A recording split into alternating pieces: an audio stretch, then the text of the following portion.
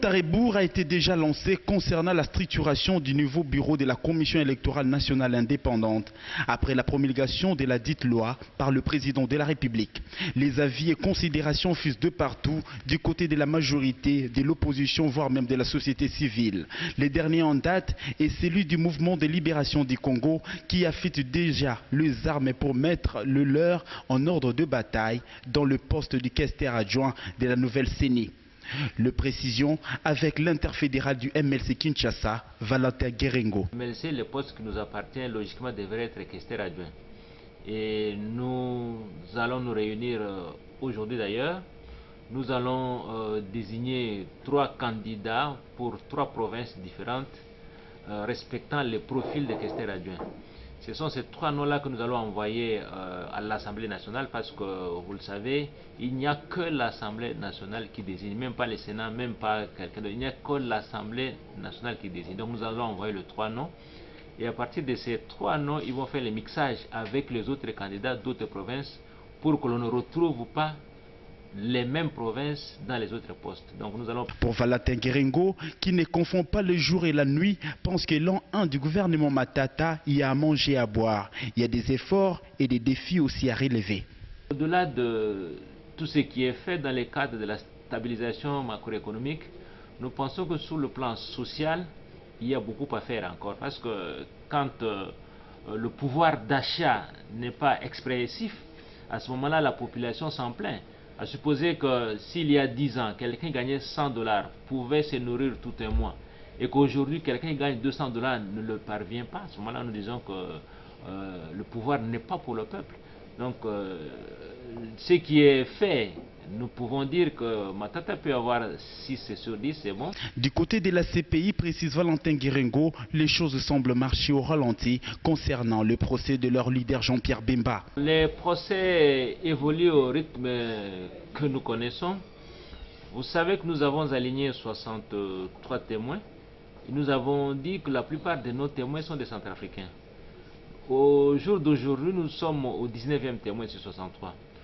Nous avons connu beaucoup des audiences annulées, simplement parce que nous ne savons pas présenter les témoins pour 2 raisons. Premièrement, comme je dis, la plupart des témoins sont des Centrafricains. Chaque fois que les témoins déposaient, ils étaient menacés par le pouvoir centrafricain en place alors. Et la plupart de nos témoins ont refusé d'aller à La Haye.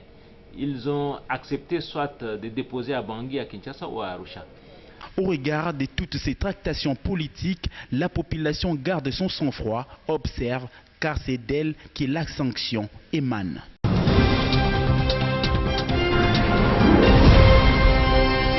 C'est la concrétisation du projet d'équipement des structures sanitaires initié par le gouvernement pour l'amélioration de l'accès de la population aux services de base. La remise de ces premiers lots commandés par l'UNICEF sur financement du gouvernement est intervenue ce vendredi à l'entrepôt de l'UNICEF où la représentante de l'UNICEF a remis symboliquement ces matériels au ministre de la Santé qui à son tour a remis au secrétaire général à la Santé.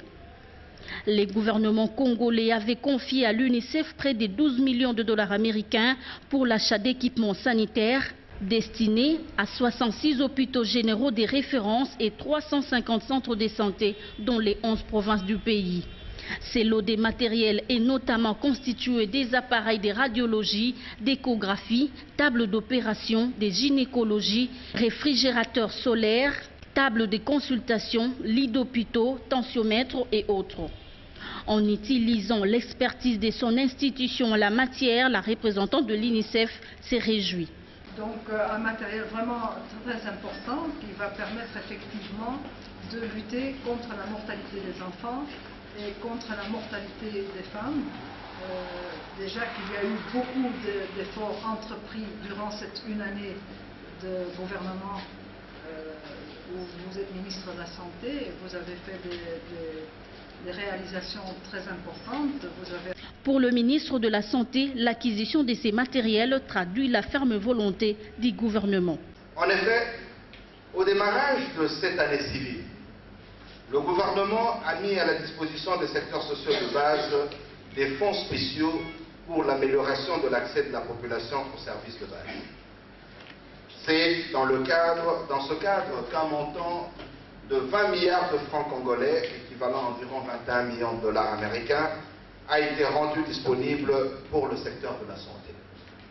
Cette première dotation a été orientée pour répondre rapidement aux besoins les plus urgents du secteur de la santé, et ce, dans le cadre d'un projet que nous avons nommé Projet d'équipement des structures de santé, PESS en sigle.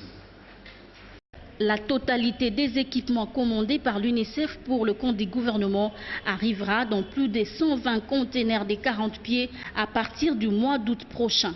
Les utilisateurs de ces équipements sophistiqués bénéficieront d'une formation dispensée par les spécialistes mis à la disposition par le fournisseur et l'UNICEF.